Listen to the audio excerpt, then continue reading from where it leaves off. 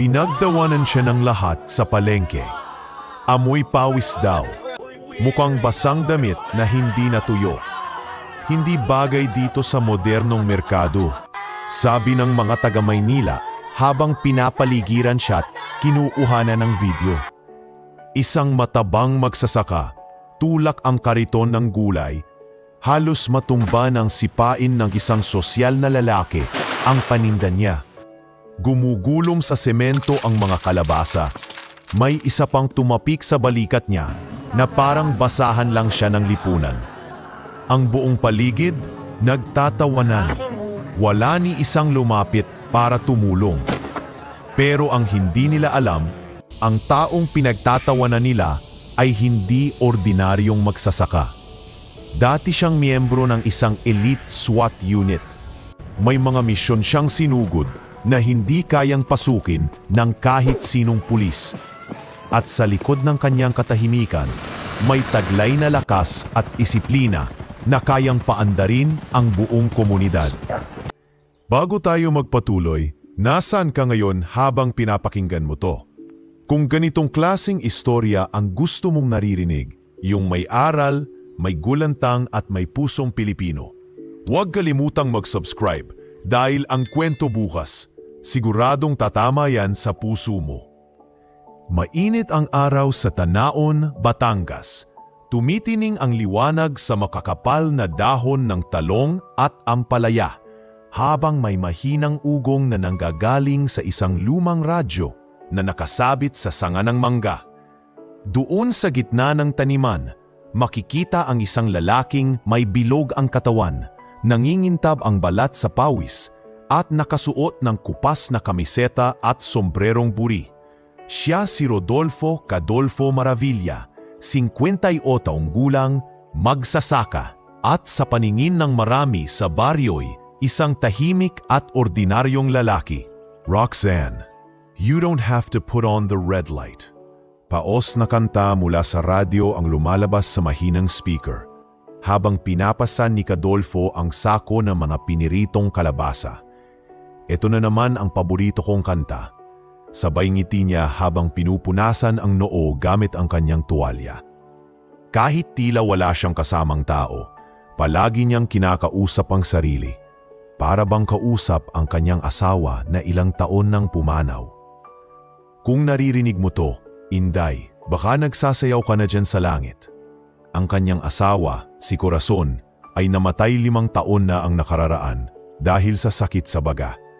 Simula noon, mag-isa na lang siya sa buhay, iniwanan ng katahimikan at mga alaala sa bahay na gawa sa pinagtagpi-tagping kahoy at pawid.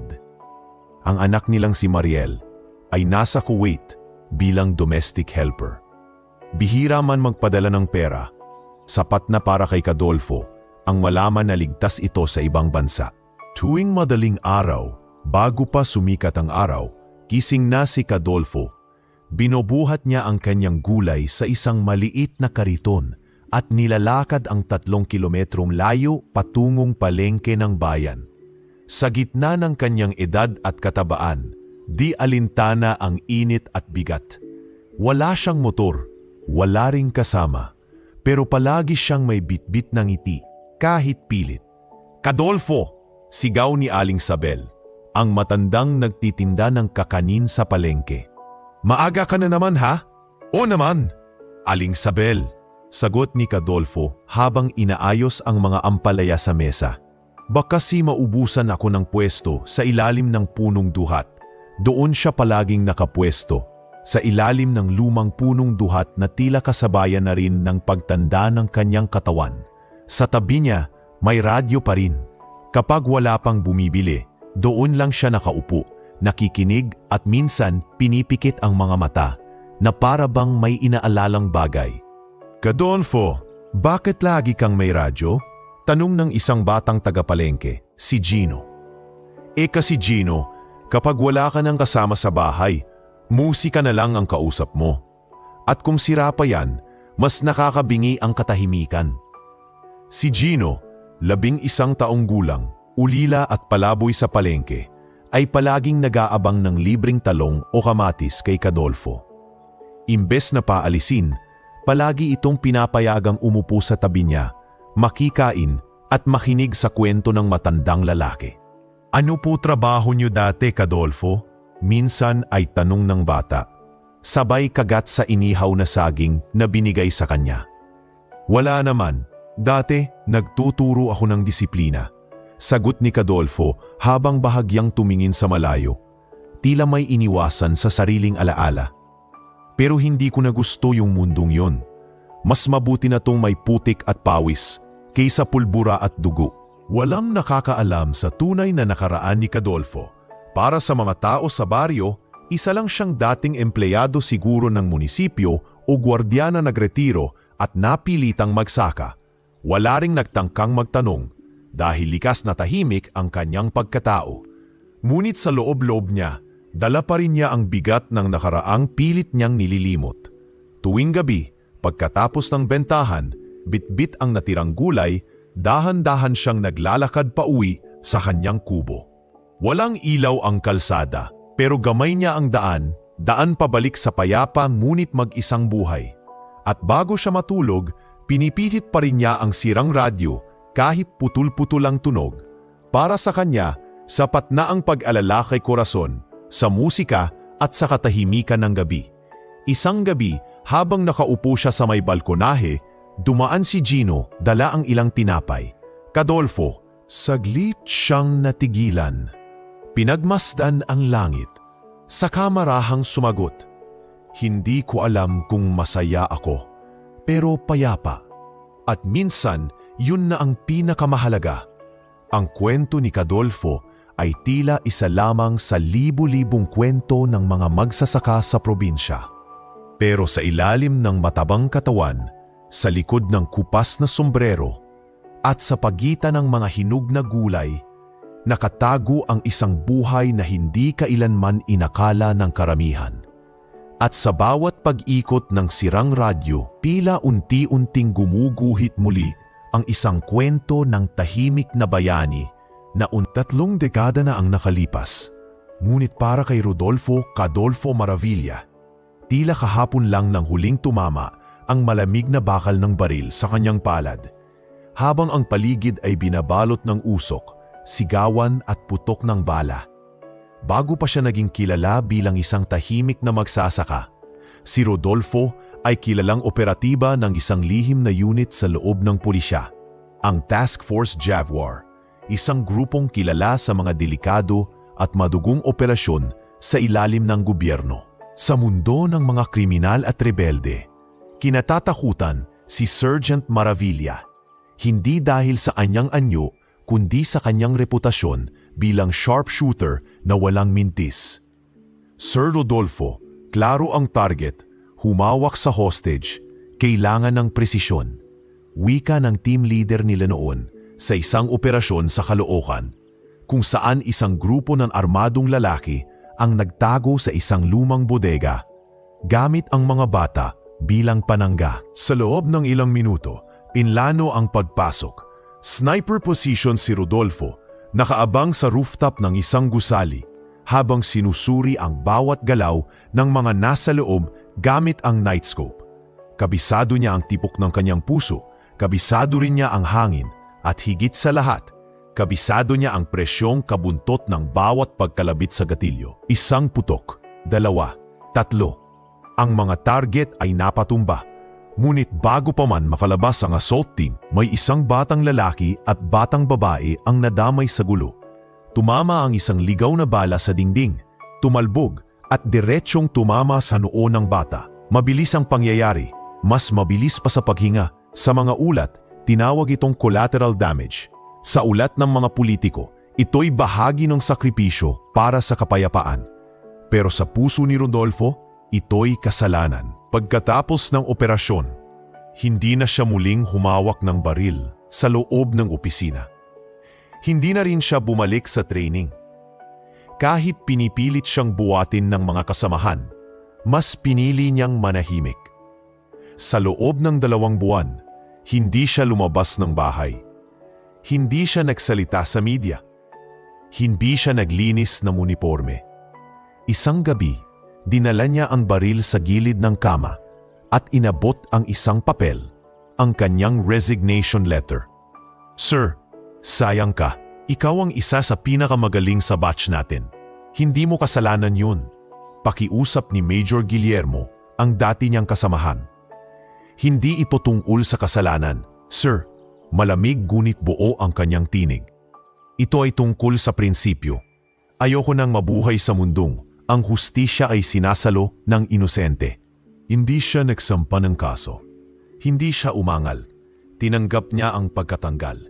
Sa halip na magtago sa likod ng karangalan at badge, pinili niyang akuin ang bigat ng pangyayaring iyon bilang tunay na lalaki. Sa tahimik na paraan, binura niya ang kanyang pangalan sa listahan ng mga aktibong miyembro. Lumisan siya sa lungsod na puno ng ingay at polusyon, dala ang iilang gamit, isang lumang radyo, at ang mabigat na alaala ng isang buhay na hindi niya na muling gugustuhing balikan. Batangas, sa isang maliit na baryo sa Tanaan, sinimulan niya ang bagong kabanata ng kanyang buhay. Hindi siya umasa sa pensyon, hindi siya nagdala ng pagkakakilanlan. Sa halip, kumuha siya ng maliit na lote, inupahan sa murang halaga at nagsimulang magsaka gamit ang sariling kamay. "Di ka marunong magsaka, Kadolfo. Baka di ka tumagal dito," biro ng matandang si Mang Porfirio, isa sa mga unang nakilala niya sa baryo. "Mas gusto ko nang magkamali sa pagtatanim ng gulay kaysa sa pagtutok ng baril sa maling pagkakataon," sagot niya sabay haplos sa lupa na para bang muling bumabalik sa kanyang kamay ang init ng buhay. Unti-unti niyang natutunan ang tiyaga ng pagbubungkal ng lupa. Natuto siyang tumingin sa kalendaryo ng tanim, gumamit ng organikong pataba at makipagpalitan ng buto sa ibang magsasaka. Pinilit niyang maging ordinaryo. Ngunit kahit anong gawin niya, palaging may bakas ng disiplina sa kanyang kilos. Maaga siyang gumigising, malinis siya sa gamit, maayos magbitbit ng sako, parang may sinasanay na sundalo sa sarili araw-araw. May mga gabi na dumadalaw pa rin ang bangungot. Minsan nagigising siyang pawis na pawis, may hawak na kawayan na parang baril, hinahanap ang target na hindi na niya kailanman gustong makita. Ngunit sa bawat pagsikat ng araw, binubura niya ang mga alaala ng putok at pinapalitan ito ng halimuyak ng bagong sibol na mustasa. Hindi niya ipinaalam sa kahit sino ang nakaraan niya. Hindi niya ikinuwento kahit kay Aling Sabel o kay Gino, ang batang palaging kumakain ng libreng talong sa tabi niya. Para sa kanya, sapat na ang katahimikan. Sa mundong puno ng ingay at inggit, gusto na lamang niyang magtanim, magbenta at makinig ng sirang musika. Ngunit kahit itago ang lumang buhay, ang marka ng dati niyang pagkatao ay hindi na mabubura. Sa bawat tiklop ng kanyang braso, sa bawat hakbang niyang diretsot may layunin, at sa bawat sulyap niya sa paligid bago siya maupo sa jeep, nandoon pa rin ang pulis. Isang pulis na nagretiro, hindi dahil sa edad, kundi dahil sa puso. At sa kanyang isip, isang panata ang paulit-ulit niyang binibigkas tuwing umaga. Hindi na ako babalik sa mundong iyon. Hindi na ako mananakit. Sa bawat tanim kong gulay, sana mabawasan ang bigat ng isang pagkakamaling hindi ko na mababawi. Sa mundo ng lupa, pawis at pag-asa, si Kadolfo ay muling isinilang. Hindi na bilang mandirigma, kundi bilang alagad ng katahimikan. Lumipas ang mga taon sa Tanaon at sa bawat sikat ng araw, kasabay ng pagdubo ng mga tanim ni Kadolfo, unti-unti ring tumubo ang respeto ng mga tao sa paligid niya. Sa kabila ng kanyang katahimikan, may kakaibang presensyang hatid si Kadolfo. Hindi ito bunga ng takot kundi ng tunay na paghanga. Sa bawat kaway niya sa mga nagdaraan, sa bawat ngiping kahit pagod ay totoo, at sa bawat gulay na ipinapasa niya sa mesa ng palengke, may naiiwang marka, ang pagkatao ng isang lalaking piniling maging mabuti sa halip na maging makapangyarihan. Kadolfo, sa inyo po ba ulit tong malalaking upo na to? Aba, parang may pataba galing langit. Biro ni Mang Tiago, isang matandang tindero ng isda. Oo binilad ko lang yan ng todo. Baka nainitan. Minsan, kahit tila ordinaryo ang araw niya, laging may munting kabutihang ginagawa si Cadolfo na hindi niya ipinagmamalaki. Kapag may batang madungis na naglalakad sa palengke at sumisilip sa mga paminda, hindi niya ito pinapaalis tulad ng ginagawa ng ibang tindero. Sa halip, inaabutan niya ng ilang kamatis o talong. "Hoy Elyong!" tawag niya minsan sa batang patpatin na halos kasing laki lang ng sako ng sibuyas. "Bitbitin mo tong supot ng okra, ibigay mo sa nanay mo. Sabihin mong galing kay Santa sa ilalim ng duhat." "Talaga po, Cadolfo?" tanong ng bata, may ngiting may halong kaba. "Oo, basta kapag nakita kanyang ngumiti, sabay kang yayakapin. Kaya mag-ingat ka, baka matumba ka sa saya." Biro ni Cadolfo. Dahil sa mga ganitong kilos, kumalat ang balita sa mga tagapalengke. Hindi man niya sabihin, alam ng lahat. Si Cadolfo ay hindi lang basta tindero, kundi tagapagligtas sa gutom ng ilan. Lalo na tuwing tag-ulan, kapag mataas ang tubig at walang makaalis ng bahay, siya ang unang naglalakad sa putikan. May dalang gulay naka-plastik sa sako. Noong bumagyo ng malakas isang taon, sinalanta ang buong Zone 4. Maraming bahay ang napinsala at ang ilan sa mga senior citizen ng barangay ay naiwan sa mga kubo nilang halos matumba na sa hangin. Pero si Cadolfo, bitbit ang gulay, nakarating sa kanila kahit tuhod ang tubig. "Cadolfo, baka malunod ka na niyan," sigaw ni Kapitana Meli habang sakay ng bangkang diantok. "Di bale, sanay akong lumangoy sa baha ng Maynila noon." "Dito pa ba?" sigaw niya pabalik habang pinipilit itulak ang kariton sa tubig. Mula noon, naging palasak na ang tawag sa kanya ng ilang matanda, bayani ng gulay. Ngunit sa lahat ng mga taong tinulungan niya, may isang batang lumapit sa kanya, nang mas malapit pa sa kahit sinuman. Si Gino, isang batang ulila, 6 na taong gulang nang una niyang makita sa tabi ng mga labahan sa palengke, nanginginain ng tira-tirang pagkain mula sa supot ng basura. Sa halip na pagalitan o layuan, hinila niya ito. "O bata, anong pangalan mo?" tanong ni Cadolfo. "Gino po, may ulam ka na ba?" Umiling si Gino, tila nahihiyang umamin. Mula noon, araw-araw na siyang nasa tabi ni Cadolfo. Hindi niya hiningi, hindi rin siya tinanggap na parang responsibilidad. Basta kusang nagtagpo ang dalawa, ang matandang dating lumaban para sa bansa at ang batang hindi pa man lumalaban ay iniwan na ng mundo. "Gino, ito ang hawakan mo. Kalaykay, hindi ito laruan ha?" sabi ni Cadolfo isang umaga sa taniman. "Ano pong gagawin ko rito?" "Lilinis tayo ng taniman. Matuto ka. Kapag marunong kang magtanim, hindi ka magugutom." At ganun nga ang nangyari. Unti-unting naging sanay si Gino sa mga gawain sa bukid. Natuto siyang magsuri ng tamang lupa, magbantay ng panahon, magtanim ng seedlings, at mag-ani sa tamang oras. Sa ilalim ng araw, sa gitna ng putik at pawis, unti-unti siyang nabigyan ng bagong direksyon ng buhay. Hindi rin nagtagal at napansin ito ng barangay. Sa edad na 58, si Cadolfo ay naging modelo ng mga senior citizen, hindi dahil sa kanyang lakas, kundi sa kanyang kabutihan. Sa bawat programa sa plaza, palaging tinatawag si Cadolfo para magbigay ng kaunting salita. "Ano pong sikreto niyo, Cadolfo, sa pagiging masigla kahit senior na?" tanong ng isang dalagang host sa programang pangkalikasan. Ngumiti siya. "Wala namang sikreto, basta araw-araw mong pinipiling maging mabuting tao, parang panim lang yan. Pag inalagaan mo, tutubo rin ng tamang bunga." Hindi man siya marunong sa salitang Ingles o modernong gadgets, mas marami siyang alam tungkol sa puso ng tao. Kaya't hindi nakapagtataka na sa tuwing may kailangang gabay ang mga kabataan o matatanda, sa kanya unang lumalapit. Siya ang nagsisindi ng apoy sa mga puso ng inaakalang napaso na ng panahon. Sa ilalim ng araw, may isang matabang magsasakang tahimik lang kung ngumiti, simpleng magsalita at marunong magmahal sa lupa at sa tao. At sa likod ng ngiting iyon ay ang isang dating sundalo na piniling itapon ng armas para sa pag-asa. Sa mata ng marami, isa siyang gulay vendor lang.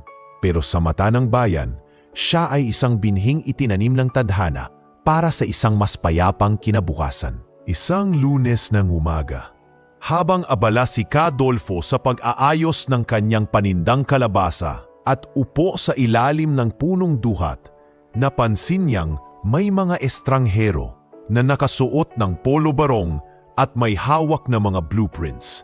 Kasunod nito ang ilang truck na may tarpaulin na may nakasulat na Modernisasyon para sa Kaunlaran, Tanawan Mega Market Project. Cadolfo, nabalitaan mo na ba? Bulalas ni Aling Sabel habang hawak ang kanyang tray ng suman. Ite-terminate na raw yung dating pwesto natin. Gagawin daw air-conditioned na palengke. Hindi agad nagsalita si Cadolfo. Tumayo lang siya, pinunasa ng noo, saka sumulyap sa dulo ng palengke kung saan makikita ang mga opisyal at ilang matataas na bisita. Paano naman yung mga gaya natin? Tanong ni Mang Tiago habang bitbit ang timbangan niya. Wala tayong pang-upa sa mamahaling pwesto. Ewan ko ba, parang hindi para sa atin to. Sagot ni Cadolfo. Malamig ang boses, pero mabigat ang titig. Makalipas ang ilang araw, opisyal na ipinaskil sa barangay board ang mga bagong alituntunin. Ang mga existing stalls ay lilipat sa pansamantalang lugar habang tinatayo ang bagong gusali. At pagkatapos ng construction, kailangang sumailalim sa bidding ang lahat ng gustong bumalik sa loob. Kasama sa abisong iyon ang bagong listahan ng bayad. Triple ang upa, may mandatory maintenance fee, at kailangang kumuha ng health and safety seminar na may bayad din. Teka, hindi naman ganyan dati ah. Bakit ngayon may mandatory refrigeration pa para sa mga panindang gulay? Reklamo ni Aling Sabel sa emergency meeting ng mga tindero sa barangay hall. Paano yan, Cadolfo?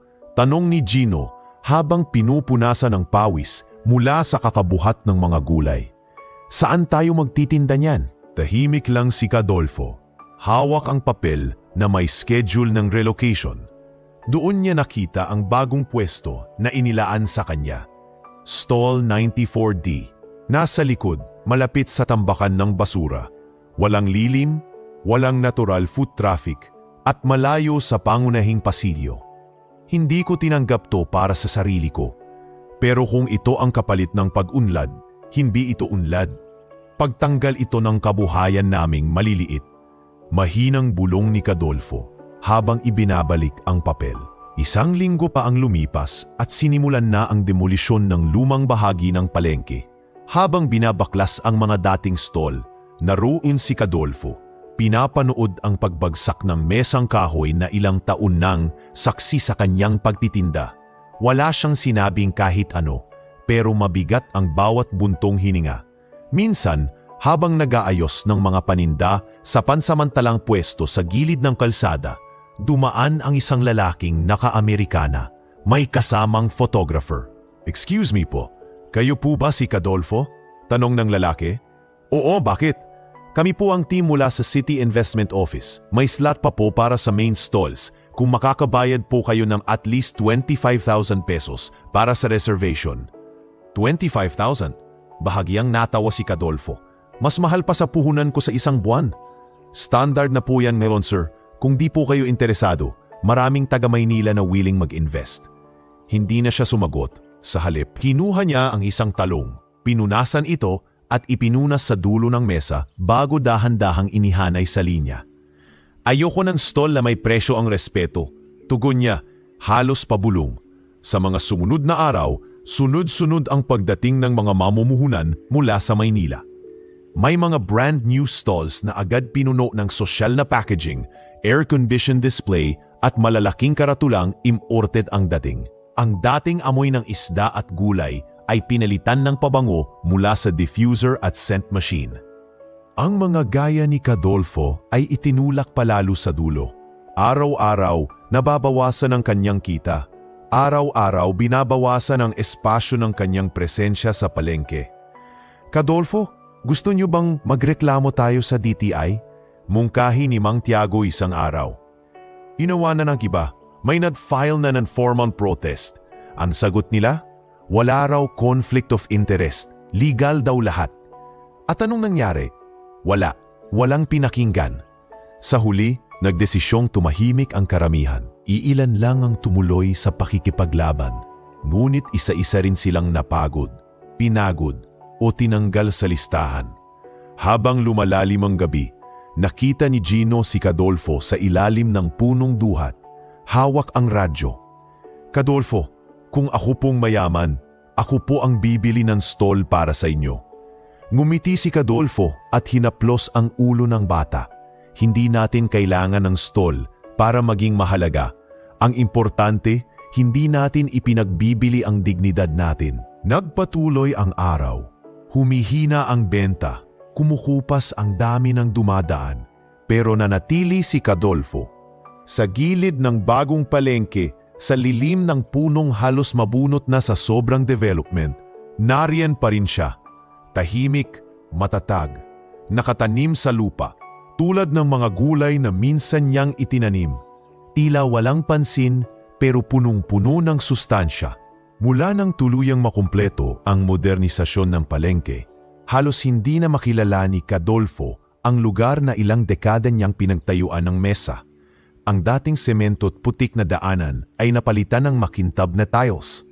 Ang dating amoy ng tinapa at ampalaya ay tinabunan ng mababangong pabango na inilalagay sa mga diffuser sa bawat sulok. At ang mga dating simpleng tindera at magsasaka ay napalitan ng mga supplier na galing Maynila. Nakabarong, may branded na apron at may sariling marketing team. Mare, nakita mo yung bagong stall ni Fresh Harvest ko? Para kang nasa Korea. May LED pa sa gilid ng display. Wika ni Aling Sabel habang naiinggit na nakatingin sa mga mamahaling layout. Ang tanong, kaya mo ba ang presyo? Sagot ni Mang Tiago habang tinatapik ang balikat ni Cadolfo. Piso ang saging, 30 ang display. Lalong umusbong ang mga produktong naka-plastic wrap, may label na imported o organic from Mountain Province. Pero galing lang sa warehouse sa Laguna. Halos lahat ng customer ay mga sosyal na mamimili, mga naka-shades at may cellphone sa isang kamay habang may latte sa kabila. Mars, pikturan mo ako sa tabi ng gulay ha. Ganda ng aesthetic dito, parang hindi Pilipinas. Sigaw ng isang babae habang nakaposing sa harap ng isang cart na puno ng carrots. Hindi maiwasang mapansin ang pagbabago ng anyo ng palengke.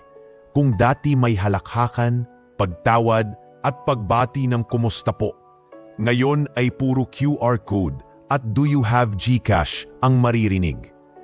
Isa si Cadolfo sa iilan na hindi nakasabay sa agos ng modernong anyo ng komersyo. Sa kanyang maliit na sulok sa labas ng bagong gusali, madalas siyang mapagkamalang ekstra sa background ng mga litrato ng mga influencer. Minsan pa nga, habang inaayos niya ang panindang sitaw, may dumaan na isang grupo ng kabataan. Grabe, amoy lupa, bulong ng isa. Parang galing probinsya talaga, bakit nandito pa to? Ay naku kuya, dapat dyan sa likod magtinda, hindi bagay sa aesthetic dito. Sabat ng isa pa. Narinig ni Cadolfo ang lahat. Hindi na bago sa kanya ang mapagmataas na mga tingin, ang mga tawang may halong pandiri, at ang mga salitang parang kutsilyong hinihiwa ang pagkatao. Pero kahit araw-araw siyang nasasaktan sa tahimik na paraan, araw-araw din siyang bumabalik. Bit-bit pa rin ang kariton. Ang radyo at ang ngiting kahit pilit ay totoo. Hindi para makipagkumpetensya, kundi para mabuhay. Isang gabi, habang nasa ilalim siya ng punong duhat, binibilang ang barya mula sa bentahan, lumapit si Gino na ngayon ay 16 na at medyo binata ng itsura. Cadolfo, hindi na tayo kikita ng sapat dito. Kahit anong gawin natin, sila na ang gusto ng mga tao. Alam ko Gino, sagot ni Cadolfo habang tinatapik ang supot ng mga natirang gulay. Pero hindi tayo pwedeng sumuko. May ibang paraan. Anong paraan po? Saglit na nag-isip si Cadolfo, saka tumingin sa kalangitan. May isang lugar akong gustong subukan. Hindi ko pa natitinda ron. Pero baka oras na. San po? Maynila, namilog ng mata ni Gino. Maynila? Pero po, kilala kayo dito? May mga suki. Sa Maynila, sino kayo ron? Wala, sagot ni Cadolfo. Diretso ang tingin. At baka doon mas madali akong tanggapin bilang wala. Wala silang ideya kung sino ako. Hindi nila ako huhusgahan sa kung ano ako dati. Ilang araw siyang naghanda. Inayos niya ang mga gulay, pinili ang pinakamaganda. Pinalinis ang kariton at pinalitan ang luma niyang sombrero ng mas maayos. Hindi ito para magpabango sa tingin ng iba, kundi respeto sa sarili. Nagsuot siya ng maayos na polo, nag-ahit ng bigote at isinama si Gino. Handa ka na, Cadolfo? Tanong ni Gino habang inaangat ang trapal ng kariton. Hindi, sagot niya sabay ngiti, pero kailangang sumubok. Bago sila lumarga, sumulyap muna siya sa palengke. Nakita niya ang mga bagong supplier, ang mga LED signs at ang mga nakamiting mukha sa harap ng cellphone camera. Wala naman akong galit sa kanila, bulong niya sa sarili. Pero hindi rin ibig sabihin ay aalis ako ng walang dignidad. Biyahe papuntang Maynila. Makalipas ang ilang oras, narating nila ang Guadalupe Market, isang masikip, magulo, pero buhay na lugar. Wala ritong diffuser, wala ring influencer, pero puno ng tao, pawis at kaluluwang naghahanap ng pagkain sa abot-kayang halaga. Kuya, magkano tong talong? Tanong ng isang babae. 8 piso po kada piraso. Pwede pong tawad kung marami. Pwede bang 5 sa 30? Pwede po, sagot ni Cadolfo, sabay ngiti.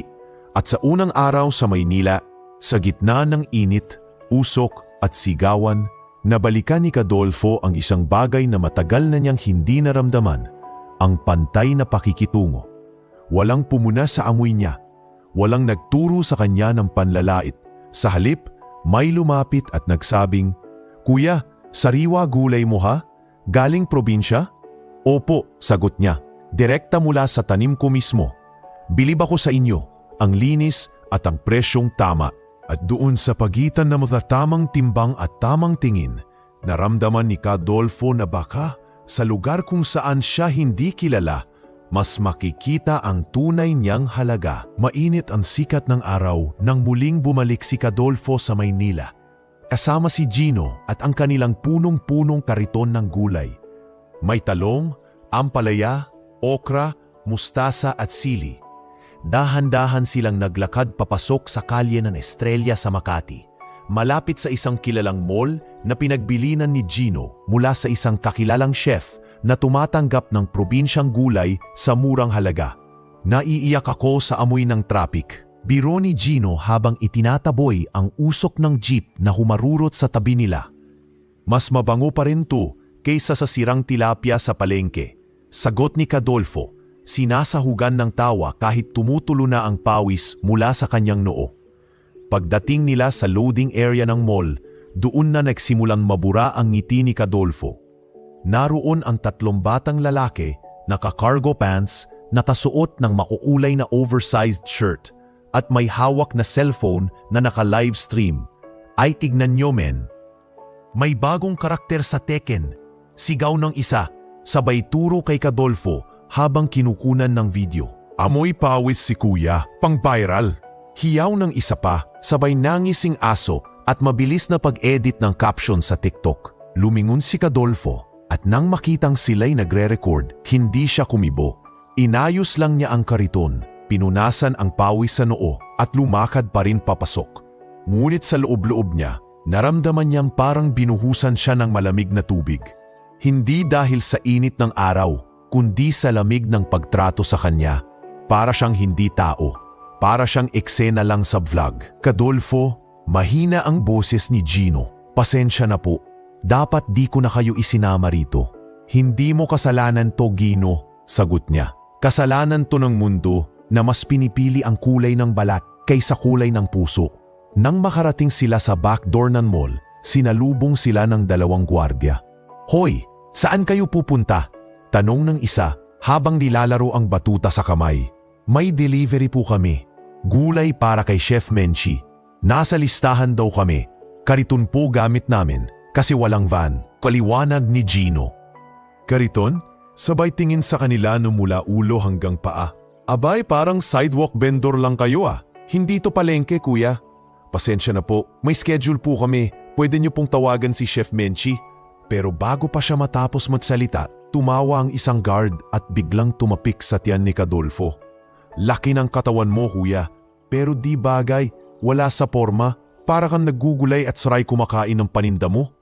Natahimik si Gino. Si Cadolfo, hindi kumibo. Sa halip, humakbang siya palapit sa kariton, inilabas ang resibo at tahimik na iniabot sa gwardya. Saan banda kami pwedeng dumaan? Hindi kami nagpunta rito para makipag-away. Nandito kami para maghanap buhay. Bahagyang naiya ang isa sa mga gwardya, pero ang isa'y ngumuso lang. Doon sa gilid. Pero bilisan nyo, baka mapagkamalan kayong nangangalakal. Sa bawat hakbang papunta sa receiving area, ramdam ni Cadolfo ang bigat. Hindi lang ng gulay sa kariton, kundi ng pananahimik sa gitna ng pang-aalipusta. Sa bawat tawa, bulong at tingin ng mga taong dinaanan nila, parang hinihimay ang kanyang dignidad. Pagkatapos ng delivery, habang nagpapahinga sila ni Gino sa gilid ng bangketa, naglabas ng cellphone ang binata. Cadolfo, trending po tayo. Pinakita niya ang screen. Naroon ang video ng isang vlogger, yung isa sa mga batang kanina, na may caption na, "Di ko alam kung vendor o wrestler. Grabe ang amoy men, pero respeto sa tiyaga. LOL. Hashtag amoy pawis si kuya. Hashtag kakaibang delivery." May higit 100,000 views na ito. May mga komentong patawa, may ibang nagtatawa, pero may ilang nagsasabing at least siya nagtatrabaho o mas may dangal pa yan kaysa sa nagvi-video lang. Hindi agad nagsalita si Cadolfo. Tiningnan niya lang ang screen, saka marahang itinakip ang takip ng kanyang pitsel ng tubig. Gino, pag ganyan ang mundo, hindi mo kailangang sumigaw para marinig. Kailangan mo lang manatiling totoo. Dahil sa dulo, hindi views ang magpapakain sa'yo, kundi sipag at dangal. Tahimik silang umuwi sa Batangas kinagabihan. Pagdating sa kubo, inalis niya ang polo niya, nagpalit ng lumang sando at binuksan ng sirang radyo. Lumabas sa speaker ang paos na tunog ng gitara, isa sa mga lumang kanta ni Freddy Aguilar. Umupo siya sa bangko, umupo si Gino sa gilid, at habang pinapanood nila ang paggalaw ng mga alitaptap sa bukid, nagtanong ang binata, "Babalik pa po ba tayo roon, Cadolfo?" Ngumiti si Cadolfo. "Oo, dahil hindi nila ako pinipigilan, at kahit paulit-ulit pa nila akong pagtawanan, hindi nila mabubura kung sino ako at kung sino ako sa sarili kong mata." Maagang dumating si Cadolfo sa Kalayaan Avenue sa Makati para sa kanyang pangatlong linggo ng delivery. Sanay na siya sa siksikan, sa mausok na kalsada, sa pasaring ng ilan, at sa pagtanggi ng mga mata. Ngunit sa kabila ng lahat, araw-araw ay tinutulak niyang kanyang kariton, masinop, maayos at puno ng gulay na siya mismo ang nagtanim. Habang ang iba'y inaayawan ang pawis, siya'y ipinagmamalaki ito. Para kay Cadolfo, ang pawis ay tanda ng tangal. Kasama niya si Gino. Ngayon ay mas kumpiyansa na at sanay na rin sa paglalako. "Cadolfo, sabay po tayong maghatid mamaya kay Chef Menchie. Tapos babalik na po agad tayo sa Batangas. May tanim pa tayong kailangang abutin bago uminit ang lupa." Paalala ni Gino. "Oo, Gino. Mas maganda kung maaga tayong makabalik. Ayokong patuyuin ang puso ng lupa." Habang hinihintay nila ang oras ng delivery, pumuesto muna sila sa gilid ng isang open lot para magbenta ng kaunting gulay sa mga dumadaan. Sa isang gilid ng kalsada, may 3 magagarang sasakyan na nakaparada. Lumabas mula sa isa ang isang lalaking nasa mid-30s. Naka-long sleeves, may suot na Ray-Ban at suot ang sapatos na tila hindi pa nadudumihan ni minsan. "Anong ginagawa ng kariton niyong mukhang tapunan ng damo dito?" tanong ng lalaki. Tinapik ang balikat ni Cadolfo nang may bahid ng disgust. Pasensya na po, sandali lang po kami rito. Hindi kami haharang sa daan. Mahinahong sagot ni Cadolfo habang inaayos ang mga sitaw na halos mahulog. Ayoko nang sagabal dito sa harap ng lote ng lolo ko. Alam mo ba kung sino ako? Tumingin lang si Cadolfo sa kanya. Hindi mayabang, hindi rin takot. Hindi ko po kayo kilala. Pero respeto lang po ang hinihingi ko. Aba, matapang ka ha? Sigaw ng lalaki habang hinampas ng palad ang balikat ni Cadolfo. Malakas, marahas, halos mapaurong si Gino sa likod ng kariton. Lumayas ka na lang, matabakang walang porma. Dagdag pa niya. Bago pa man makapagsalita si Cadolfo, itinulak ni Don Mico Saniel ang kariton. Tumagilid ito at kumalat sa semento ang ilang piraso ng kalabasa, talong at ampalaya. Pumalakpak ang ilan sa kanyang kasamahan habang may nagvideo pa sa eksena. Pang-viral to men, the audacity of the gulay guy. Natatawang sabi ng isa. Tahimik si Cadolfo. Dahan-dahan niyang pinulot ang mga gulay, hindi niya pinansin ang nagkakantiyawang grupo. Si Gino, galit na galit, ngunit pinigilan siya ni Cadolfo.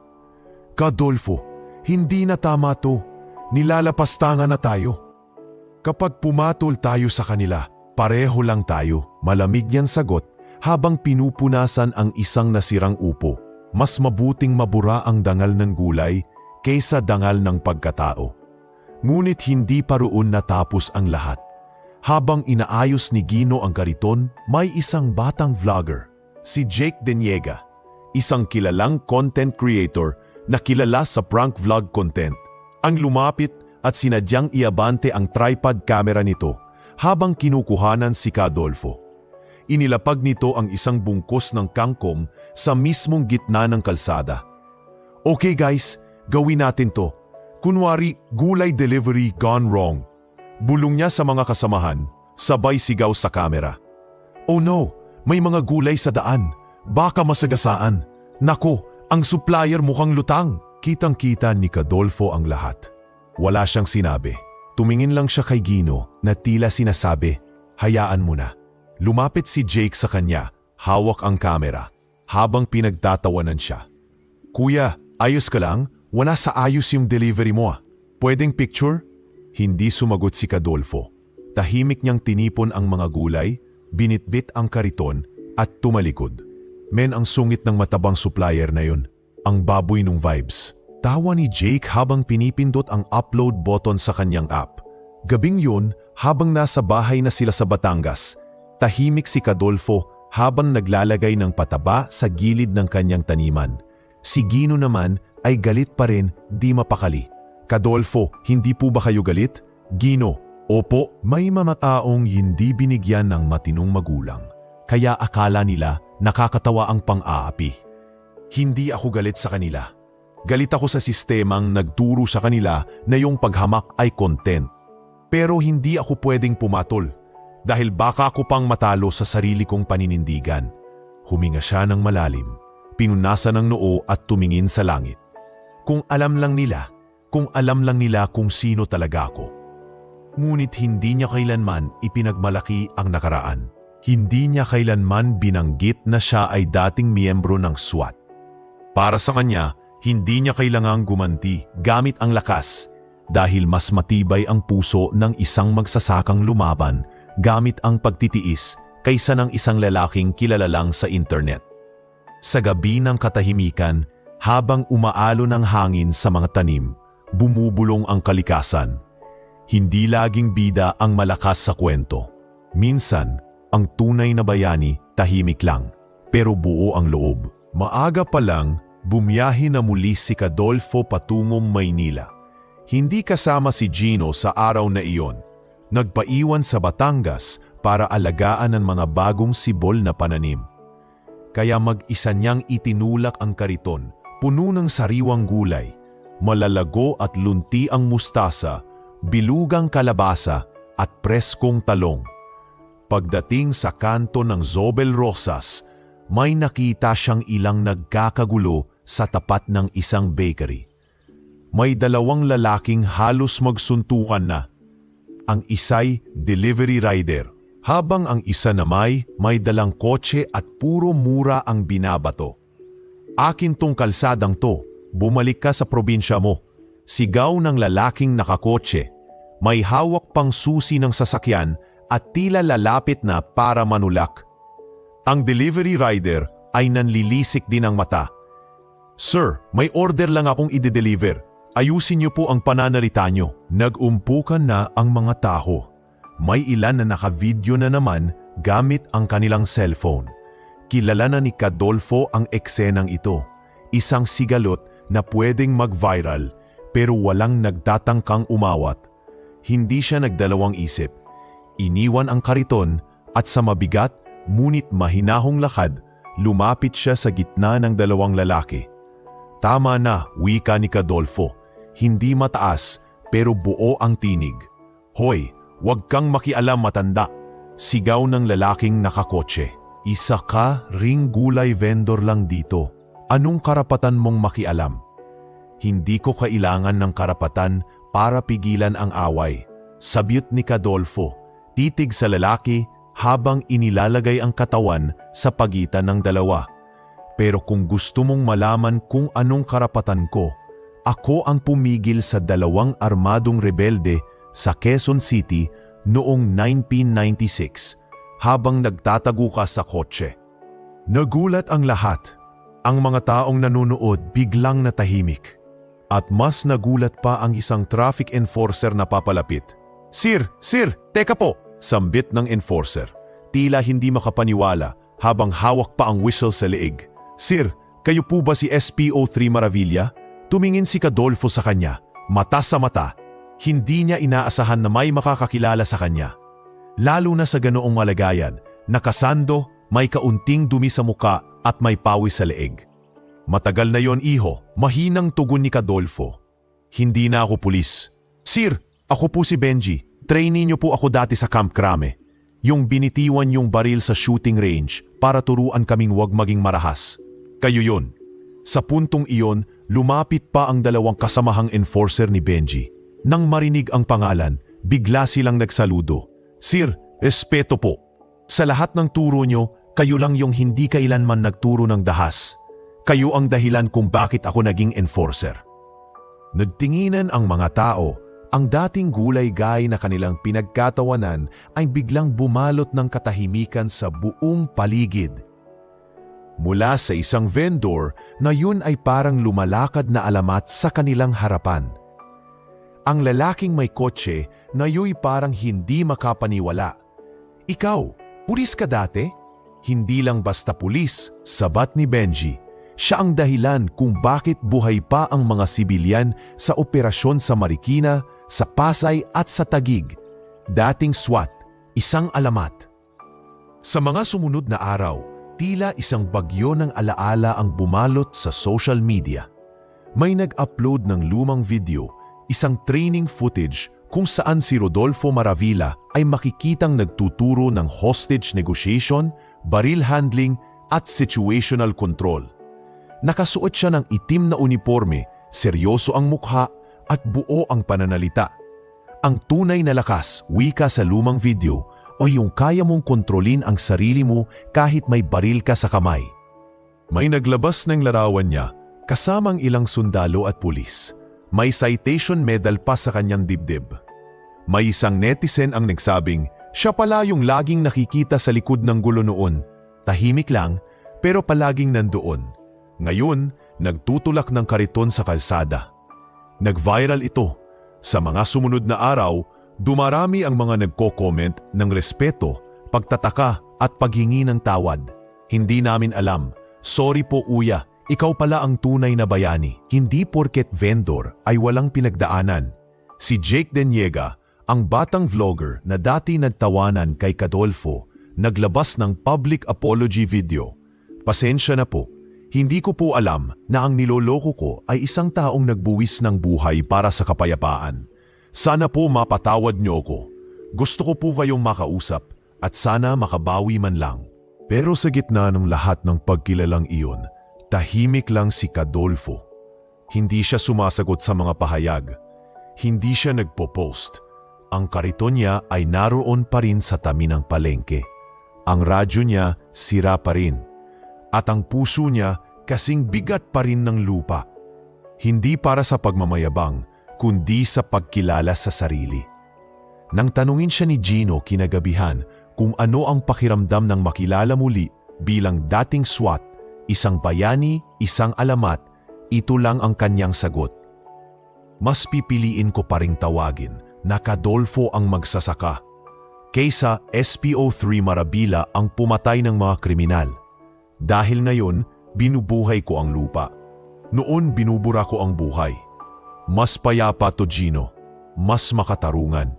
At sa gabing iyon, sa harap ng palaya na sinisinaga ng buwan, muli siyang naupo sa lumang bangkong kahoy habang patuloy ang pag-agos ng hangin at ng mga kwento.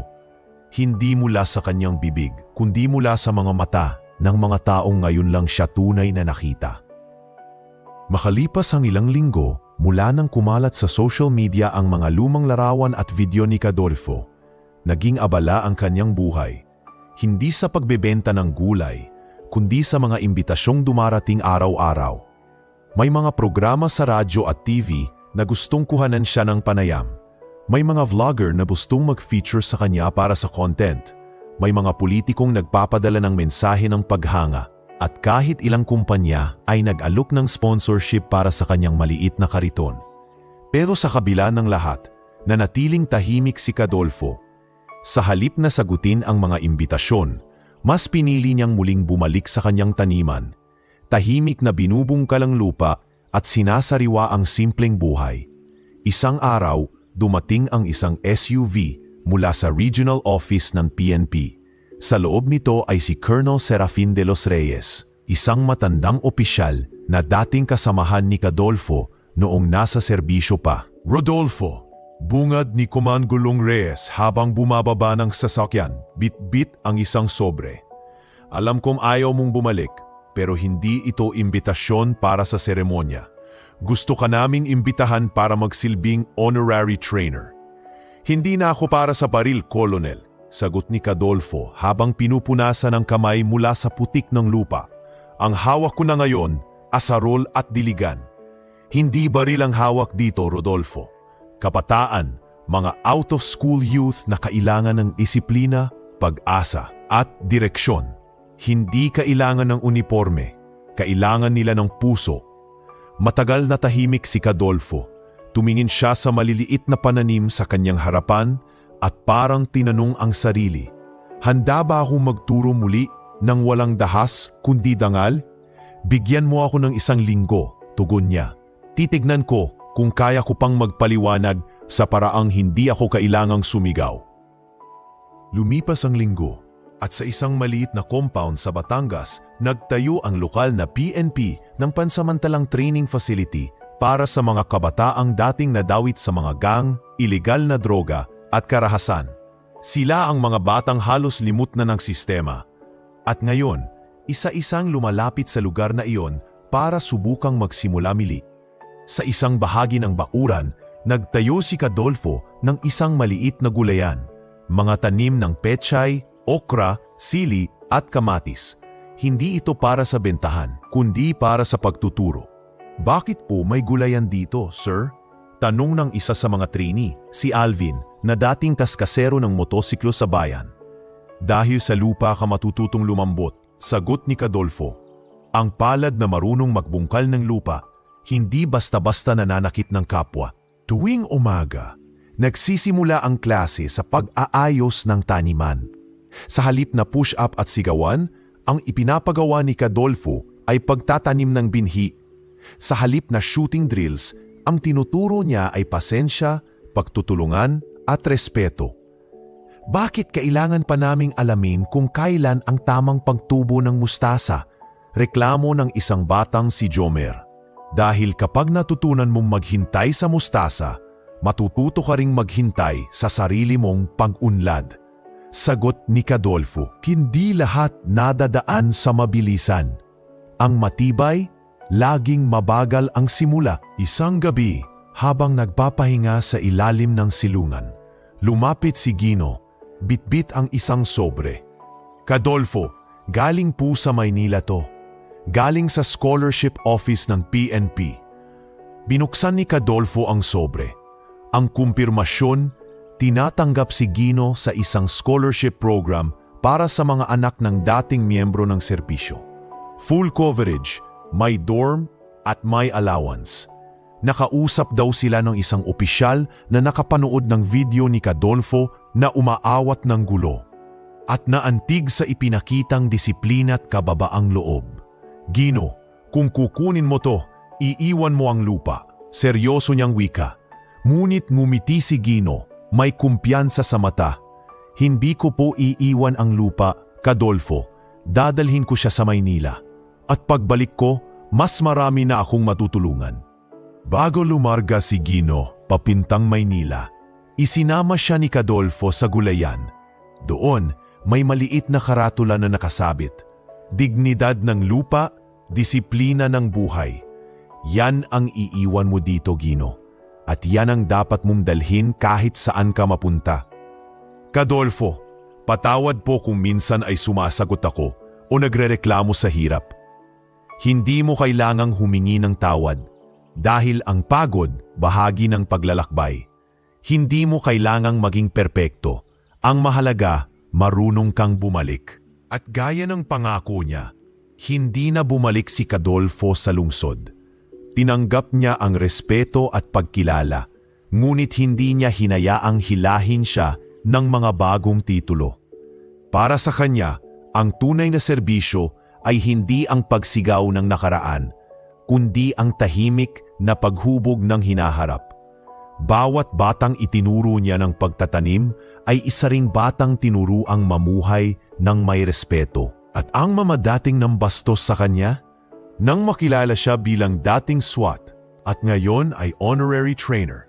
Ilan sa kanila'y humingi ng tawad, nagpadala ng mensahe, at ilang vlogger pa ang bumalik para mag-feature muli. Ngunit sagot lang ni Kadolfo sa kanila, "Wala na tayong dapat pag-usapan. Pinatawad ko na kayo, pero pinili kong hindi na bumalik sa lugar kung saan ang tingin sa pawis ay kahihiyan." At doon sa maliit na gulayan sa tabi ng training camp, sa bawat pagtubo ng mustasa, may binhing mas malalim ang umuusbong. Pagbabago at paninindigang hindi nabubura ng ingay, kundi pinapatibay ng katahimikan. Maaliwalas ang umaga sa Batangas. At habang sumisilip ang araw sa pagitan ng mga dahon ng bayabas, abala si Kadolfo sa pagbubungkal ng lupa sa kanyang maliit na gulayan. Ang tanim na mustasa ay halos sabay-sabay ang pagkakabuka ng dahon, animoy mga batang sabik sa liwanag.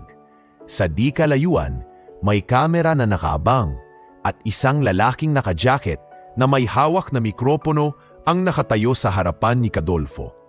"Sir Rodolfo, ready na po? Magre-record na po kami," sabi ni Aldrin, ang producer mula sa lokal na news channel na Batangas TV12. "Hindi ko na po kailangang magsapatos?" tanong ni Kadolfo, medyo alanganin habang tinitingnan ang putik sa kanyang tsinelas. "Sir, mas gusto po naming totoo. Huwag kayong mag-alala, mas nakakabilib po yan." Sabay ngiti ni Aldrin. Ilang linggo pa lang ang nakalilipas nang lumabas ang balita tungkol kay Kadolfo sa Maynila. Ang viral video niya na umaawat ng gulo, ang pagsaludo sa kanya ng mga traffic enforcer, at ang muling pagkilala sa kanya bilang dating miyembro ng SWAT. Mula roon, sunod-sunod na ang mga naging reaksyon sa social media. Who knew the humble gulay guy is a true hero? Ang tahimik na sundalong gulay, respetado.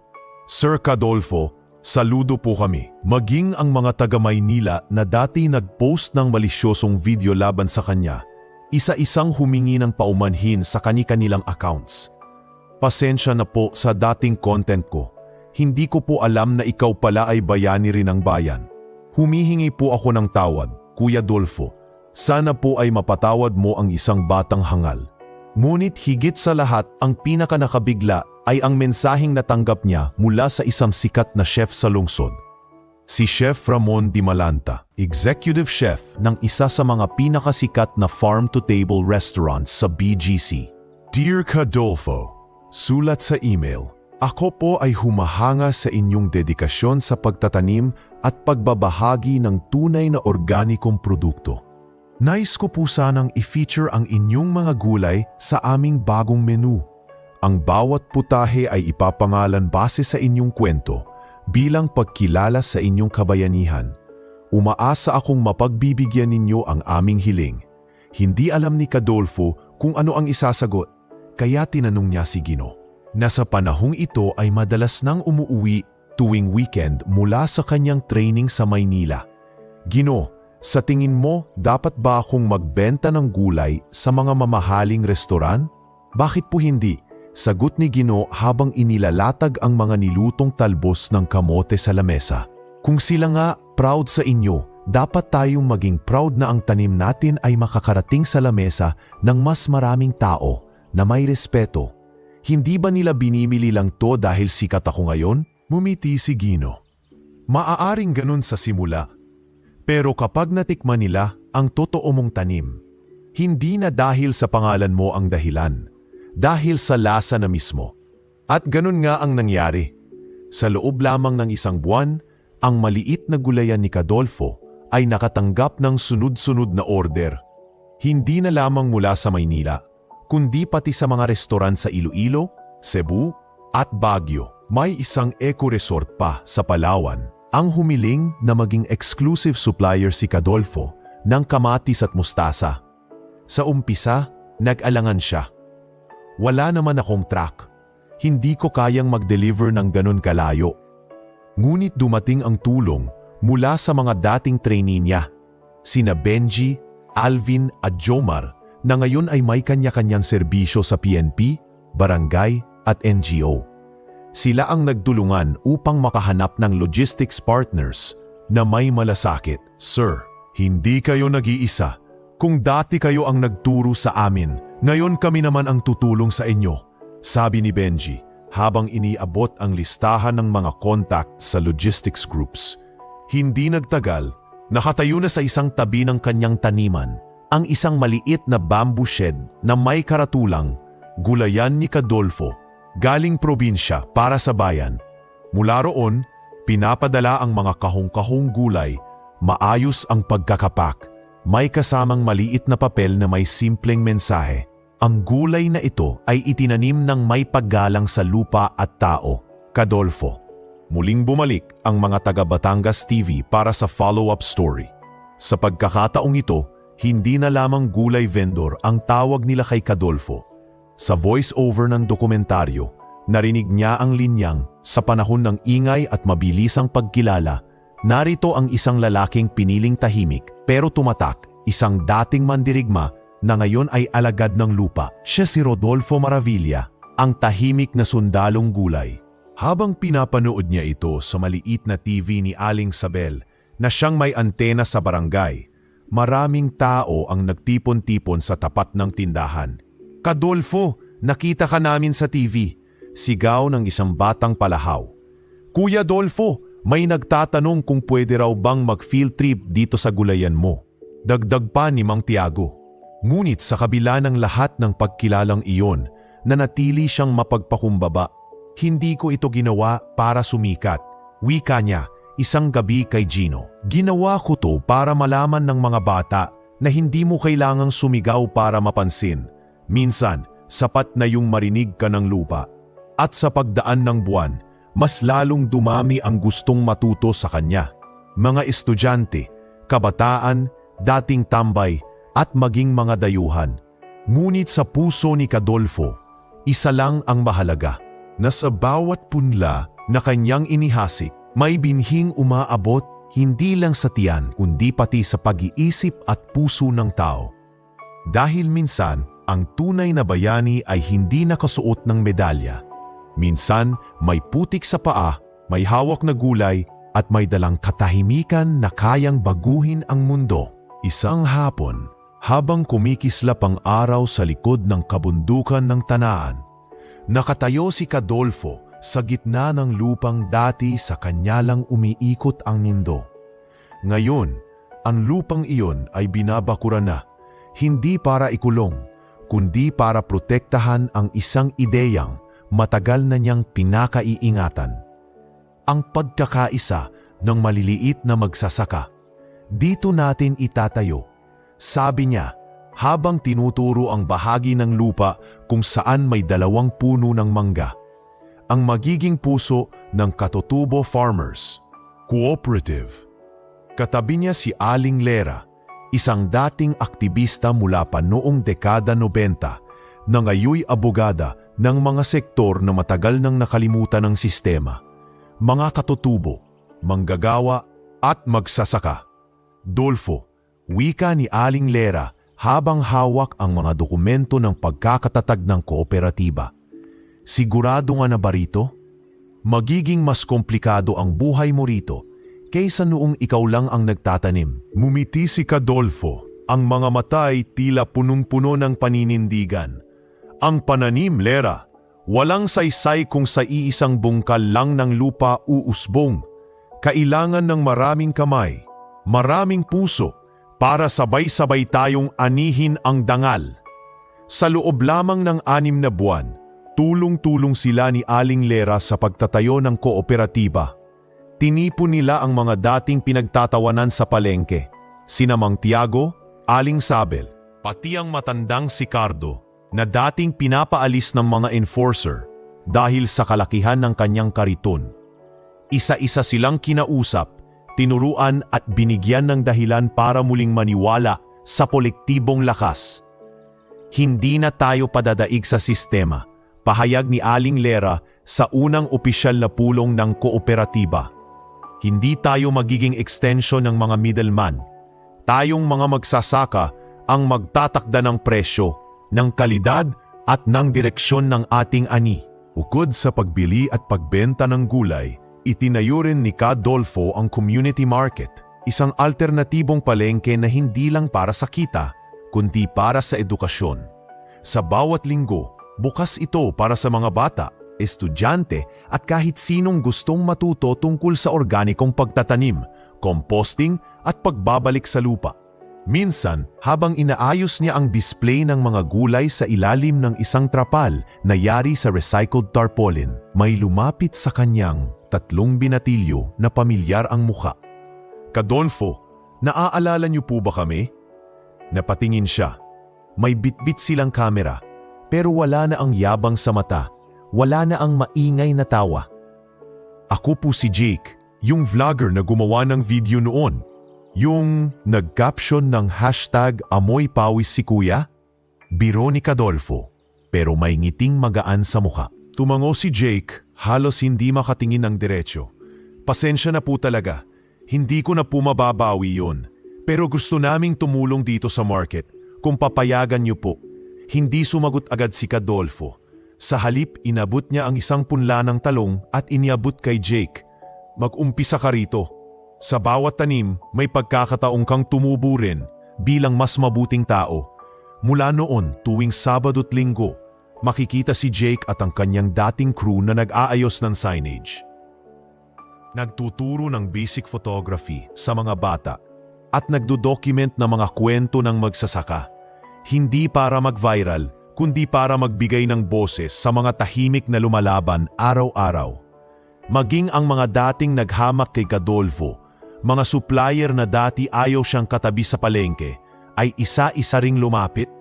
Kadolfo, kung papayag ka, pwede ba kaming mag-supply ng repolyo at labanos sa coop mo? Gusto rin naming lumipat mula sa mga kontrata sa mall. Pagod na rin kami sa kapritso ng mga middleman. Hindi nagdalawang isip si Kadolfo. Walang huli sa mga gustong magsimulang muli.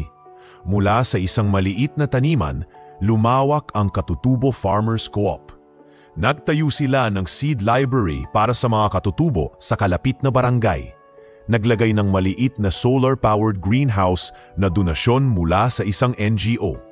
At higit sa lahat, nagkaroon sila ng sariling community radio, Radyo Gulay, Boses ng Lupa, kung saan lingguhan nagbabahagi si Kadolfo ng mga aral sa buhay. at simpleng gabay sa pagtatanim. Mga kasama, hindi lang lupa ang tinuturo natin, kundi ang ugat ng dangal na dapat nakaugat sa pagkakaisa, madalas niyang sabihin sa kanyang broadcast. Lalong naging aktibo ang barangay. Hindi na lang ito basta taniman, kundi naging sentro ng sustainable farming sa buong rehiyon. Dumadayo na ang mga guro, estudyante at volunteers mula sa Maynila, Cebu, Davao. Bit-bit ang kani-kanilang panaginip at lumilisan na may bit-bit ding aral. Dolfo, sabi ni Aling Lera isang gabi habang nakaupo sila sa harap ng community shed. Hindi mo ba namimimiss ang lungsod? Tumingala siya sa langit, kung saan nakasilip ang buwan, sinasaliwan ng kuliglig at mahihinang ihip ng hangin. Hindi ko siya namimiss, Lera, kasi sa lugar na to, naparito na ang lahat ng dapat kong makamtan.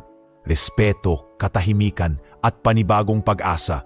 At habang hinahaplos niya ang bagong sibol na sitaw sa kanyang palad, nasambit niya sa sarili, kung dati ako lang ang nagtatanim ng pag-asa, ngayon sabay-sabay na tayong umaani. Isa iyong araw ng tag-init.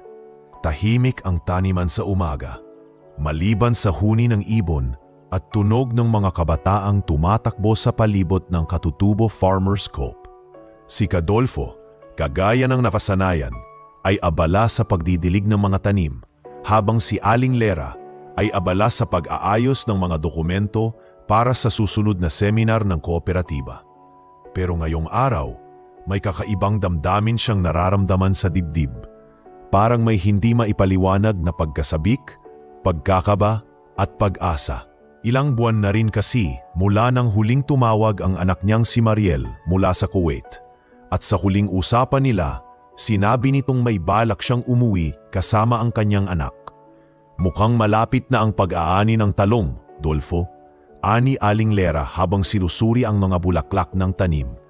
Pero parang ikaw, may hinog na iniintay. Hinog na ang pagnanais kong makita ang apo ko. Mahinang tugon ni Cadolfo, saka ngumiti ng pilit. 10 taon, Lera. 10 taon ko lang siya nakikita sa litrato. Sa tanhaling iyon, dumating ang isang van mula sa Maynila. Bumaba si Mariel, may dalang maliit na bag, at sa kanyang tabi, isang batang lalaking mga 6 na taong gulang, may kayumangging balat, kulot ang buhok, at bitbit ang isang maliit na backpack na may drawing ng gulay sa tela. "Papa!" sigaw ni Mariel. Nabitawan ni Cadolfo ang hose. Hindi niya naisip kung basa ang damit niya, kung puno ng lupa ang kanyang mga kamay. Sa unang hakbang ng anak niya, napaluhod siya at tinanggap ang matagal na inantay na yakap. "Tay, pasensya na po ako ngayon lang, napakatagal." "Hindi anak, sakto ang pagdating mo. Dumating ka sa oras na lumalago na ang lahat." Pagkatapos ng ilang saglit, humarap sa kanya ang bata. "Ikaw po si Lolo." Tumango si Cadolfo, halos hindi makapagsalita. Hinawakan niya ang pisngi ng apo. Dahan-dahan, para bang natatakot na baka isang panaginip lang ang lahat. "Ako nga, ako ang lolo mo." Lumapit ang bata at niyakap siya mahigpit, masigla, parang walang takot sa paligid. "Sabi po ni Mama, bayani raw kayo. Pero mas gusto ko po kayong tawagin na lolo ng gulay." Tumawa si Mariel. "Ayan po siya, puro tanim din ang kwento sa eskwelahan. Parang mana sa inyo." Sa mga sumunod na araw, muling nabuhay ang tahanan ni Cadolfo. Sa gabi, may tawanan. Sa umaga, may tanong ang apo niya sa bawat klase ng gulay. Ngunit higit sa lahat sa puso niya, may bumabalik na kabuuang matagal nang inipon ng panahon. "Lolo, ano po yan?" tanong ng apo, habang tinuturo ang isang lumang sketch na nasa dingding. Isang plano ng maliit na gusaling, may mga estante ng libro at mga upuang yari sa kawayan. "Iyan ang pangarap kong itayo, apo. Isang maliit na silid-aklatan para sa mga anak ng mga magsasaka, para sa mga batang tulad mo na may karapatang magbasa, matuto at mangarap." "Bakit wala pa po?" Dahil hinihintay ko ang tamang dahilan para simulan. At siguro ikaw na yon. Makalipas ang 2 buwan, sa mismong harap ng bahay niya, itinayo ang Maravilla Reading Garden. Isang maliit, ngunit maaliwalas na espasyong puno ng librong pambata, encyclopedia, mga lumang aklat sa agrikultura at ilang notebook na may sulat kamay na kwento tungkol sa lupa, gulay at kabutihang asal. Ang bawat bata sa barangay ay malayang pwedeng pumunta roon tuwing hapon. May oras ng pagbasa, may oras ng pagtatanim at may oras ng pagtahimik upang marinig ang sariling isip. Kadolfo, ang ganda po ng ideya nyo, ani Teacher Ivy, guro sa lokal na paaralan. Dati pangarap ko lang may library dito sa atin, pero ngayon mas maganda pa, may puso. Ang aklat, sagot ni Kadolfo, hindi dapat nakakulong sa pader ng lungsod. Dapat umaabot sa mga taniman, sa mga bakuran, at sa mga kamay ng batang hindi inaakalang marulong din silang mangarap. Minsan sa isang taon, tuwing anihan ng unang tanim sa taon, ginaganap ang buwan ng gulay at giting.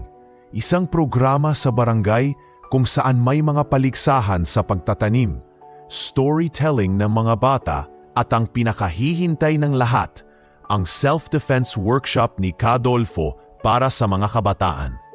Hindi ito para maging bayani kayo sa suntukan.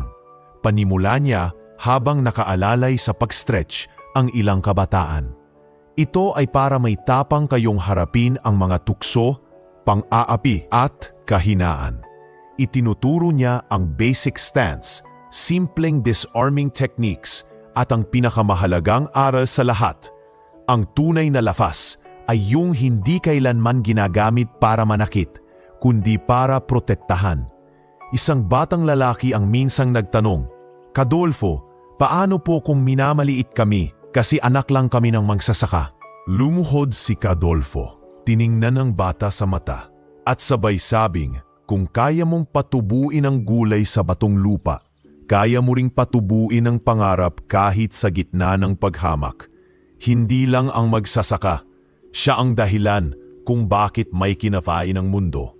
Sa paglalim ng gabi, habang napaupo si Kadolfo sa harap ng silid-aklatan na may pangalang galing sa kanyang apelyido, tinanong siya ni Mariel habang hawak ang tasa ng mainit na salabat. "Tay, masaya po ba kayo ngayon?" "Hindi lang masaya, anak. Buo. Akala ko noon mag-isa akong mag-aani ng tahimik. Pero ngayon, kasama ko na ang lahat, pamilya, komunidad at ang sariling panaginip na isinantabi ko noong araw. Lahat yon tumubo rin. At ngayon, sinasaka na namin ng sama-sama." Tahimik na umihip ang hangin.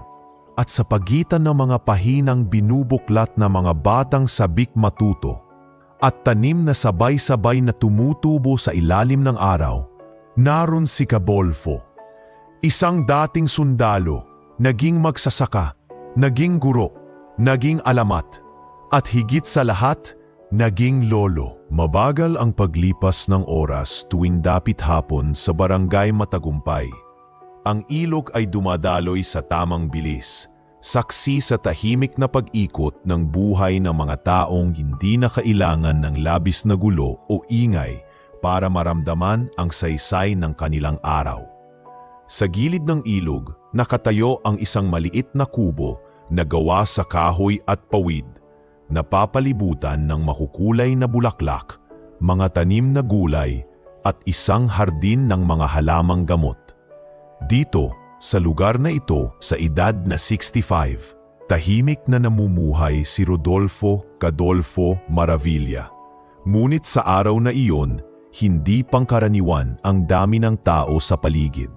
May mga nakaputing uniforme, ilang opisyal mula sa Kapitolyo at mga dating kasamahan sa serbisyo. May mga cameras, microphones at banner na may nakasulat, "Pagkilala sa bayaning hindi inasahan, gawad ng habambuhay na serbisyo." Sir Rodolfo Maravilla, sa ngalan ng buong Philippine National Police, kami po ay nagbibigay ng pinakamataas na parangal para sa isang taong hindi lang nagsilbi sa batas, kundi sa lupa, sa bayan at sa puso ng bawat Pilipino, sabi ni General Almonte habang iniabot ang medalya. Tahimik lang si Cadolfo. Hindi siya sanay sa entablado, sa mga salitang pampubliko, sa palakpak ng maraming tao. Ngunit sa araw na ito, hindi siya makatanggi. Nakatayo siya sa gitna ng lahat, habang ang kanyang apo ay nakahawak sa laylayan ng kanyang barong. Mahal ko po kayong lahat, simpleng sambit niya sa mikropono. Pero mas mahal ko ang lupa. Binuksan niya ang balot. Sa loob, isang librong may brown na pabalat. May nakaimprentang simpleng pamagat sa puting tinta. Ang magsasakang di inyong inya. Kwento niyo po yan mula sa pagsisimula hanggang sa ngayon. Sinulat ko pero boses niyo po ang laman yan, sabi ni Gino. Binuklat ni Cadolfo ang unang pahina. Naroon ang dedikasyon. Para sa mga tahimik na naglilingkod, sa mga hindi napapansin pero mahalaga sa lupa at sa lipunan. Para kay Cadolfo, ang lolo, ang guro, ang bayani ng lupa, hindi niya napigilan ang pagpatak ng luha. Gino, hindi ko akalaing may mag-aaksaya ng papel para sa kwento ng tulad ko. Hindi po ito aksaya. Ito po ang binhi na itatanim namin sa puso ng mga kabataan. Sagot ni Gino. Lumipas ang ilang linggo. May dumating na liham mula sa isang international NGO na nakabase sa Japan. Nasa loob ang imbitasyon para sa isang prestigyosong seminar na dadaluhan ng mga kilalang eksperto sa community leadership, sustainable farming at peace building. Iminumungkahi ng NGO na magsalita si Cadolfo para ibahagi ang kanyang karanasan mula sa pagiging sundalo hanggang sa pagbabalik sa lupa. Cadolfo, ito na yata ang pagkakataon na marinig kayo sa buong mundo, ani Aling Lera habang binabasa ang sulat. Ngunit ang sagot niya, tulad ng laging inaasahan, ay simple. Hindi ako ginawa para sa entablado. Ginawa ako para sa kalabaw, sa pala, at sa mga batang gusto lang matuto. Ang mundo, makikinig yan sa kwento kung ang lupa ang nagsasalita. At ako, mas pipiliing magtanim kesa magtalumpati. Kaya't tinanggihan niya ang imbitasyon. Ngunit hindi dahil sa kakulangan ng lakas ng loob, kundi dahil naniniwala siyang higit ang halaga ng kanyang presensya sa kanyang komunidad kaysa sa isang pansamantalang palakpak sa malayong bansa. Isang hapon, habang nagdidilig siya ng kanyang tanim na siling labuyo, napansin ni Aling Sabel na matagal nang hindi dumadaan na naroon siya sa tabi ng ilog, nakatsinelas, may bitbit na timba at may ngiti sa mukha. Cadolfo, sigaw niya, lagi kang nasa TV, pero hindi ka pa rin nagbago. Hindi dapat nagbabago ang taong buo na ang loob, sagot niya habang tumatawa. Sa likod ng kanyang kubo, makikita ang Maravilla Reading Garden na punong-puno pa rin ng mga bata. Ang ilang dating trainee niya sa kooperatiba ay ngayon ay may sarili na ring taniman. Si Gino ay nagtuturo na sa paaralan, habang si Mariel at ang kanyang anak ay naninirahan na sa probinsya katabi ng taniman ni Cadolfo. Walang engranding mansyon, walang luxury car, walang bangko na milyones ang laman. Pero mayroon siyang mas mahalaga. Isang komunidad na marunong magtanim, isang pamilya na marunong magmahal, at isang pangalan na hindi kailanman hiniling na maalala, pero kailan may hindi makakalimutan. Sa bawat patak ng tubig mula sa kanyang tabo, sa bawat ngiting inaabot sa batang sumilip sa bakod, at sa bawat dahon ng gulay na dahan-dahang yumayabong sa ilalim ng araw, naroon si Cadolfo. Tahimik, ngunit tagumpay ang buhay na pinili niya. Sa dulo ng isang kwento, may mga alaalang mananatiling buhay, hindi dahil sa ingay, kundi dahil sa tahimik nitong halina. Si Cadolfo ay patunay na hindi kailangan ng uniforme o entablado para maging bayani. Minsan, sapat na ang isang simpleng kariton, ang pawis sa noo at ang pusong marunong magmahal sa lupa at sa kapwa. Kung naantig kayo sa kwento ni Cadolfo, ang tahimik na sundalong gulay, samahan niyo pa kami sa paglalakbay ng mas marami pang kwentong bumabalik sa ugat ng tunay na kabayanihan. Huwag kalimutan mag-like, subscribe at i-click na rin ang notification bell para hindi nyo mamiss ang susunod na istorya na tiyak pupukaw sa inyong damdamin. Hanggang sa muli, dito lang sa Alon ng Istorya, kung saan bawat kwento may dalang aral.